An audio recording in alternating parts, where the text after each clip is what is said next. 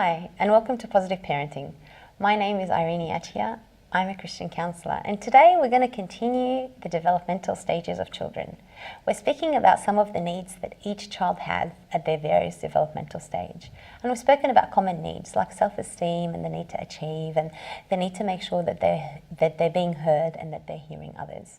Today we're going to focus on children between the ages of 9 to 11, middle childhood, or middle school as some people call it. These kids are usually active and have bundles of energy. They want to do and do and do, and it's highly important that we keep them busy and engaged in physical activities. This is the age where children can go from being highly dependent on their technology and their smartphones and their smart devices, or become active sports people. So this is the age where it's critical that kids spend a lot of time outdoors, engaged in sports and healthy activities, so that we can make sure that that energy is invested wisely. They also like group activities, so involving them in group sports or a debating team or a chess club is also a good thing, where they interact with other kids of similar interests to them. They also, at this stage, start to prefer to be with people from their own gender. So boys tend to like to hang out with the boys and girls tend to like to stay with the girls. And that's okay. This is something that we need to accept and be happy with and content with. It's not something we need to resist or try to push them in either direction. At this stage also, they're often changing their interests from day to day. One day they want to play basketball, the next day they want to do tennis. One day they are interested in this particular type of music, the next day it's a totally different type. They're changing rapidly at this age, and they're still trying to work out who they are.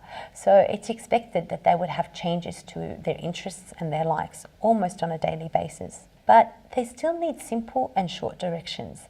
Their mind is often wandering, so it's important that when we give them directions that they're clear and they're concise and we know what to expect of them. They often imitate and admire older boys and older girls in their school or in their peer group or in their family setting. So it's important that we establish healthy role models for them. We have them in a good, healthy church environment or social setting where we know that the older kids in that environment are going to be a positive role model and a positive influence in their life.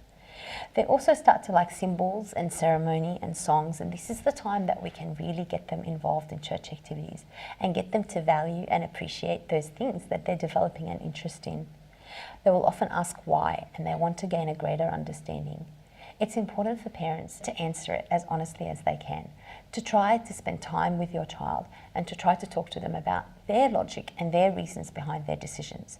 This is the time when they're starting to form their ethical and belief system. So it's really important that I start to question them. I start to find out where their sources of information are from.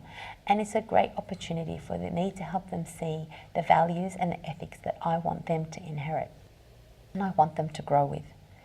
It's also important to know that this stage starts to show independence by disobedience. They start to rebel a little bit because they want to know that they are an independent person. They want to feel free. They want to feel much more grown up than they were when they were 5, 6, 7 or 8. The cure for this rebellion or the cure for this disobedience is attention.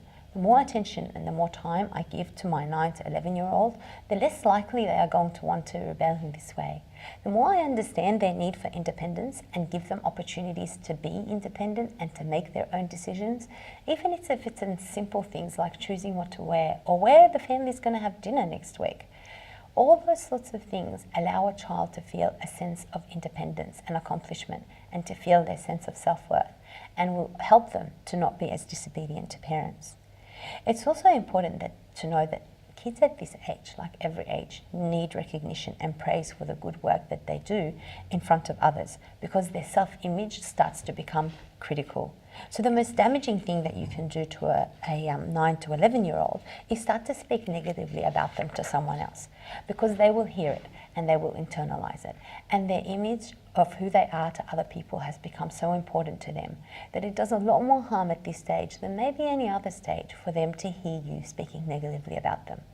The cure is to always praise them in front of others. Always find things that you like in them and compliment that and highlight that, and make sure that they hear you speaking positively, genuinely into others about them. that will give them a sense of achievement and give them a sense that their self-image is a positive one and the image of themselves to others is a positive one. Knowing that allows them to do more positive things. Having at times exaggerated feelings of competence to enhance their self-concept happens at this stage. You need to ensure that they have a mixture of activities, some things that challenge them and some things that they know how to do. Sometimes kids at this age get an exaggerated view of what they can do. They think they can conquer the world. And although at times that can be a good thing, you want to make sure that you balance that out with other activities where they feel challenged and engaged so that they can see that everyone has different talents. Everyone is capable of doing different things. I may not be good at singing, my sister is. I may not be good at playing sport, my sister is, but I'm a great chess player. They need to know that there are things that they excel in, but there are also other things that other people do better, and that's okay. Most importantly, they don't like being compared to others.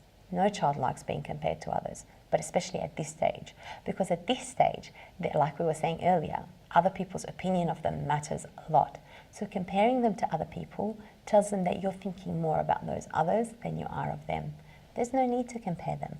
You need to focus on your own child and make sure that they feel valued and heard and accepted for who they are, with all their weaknesses and with all their strength.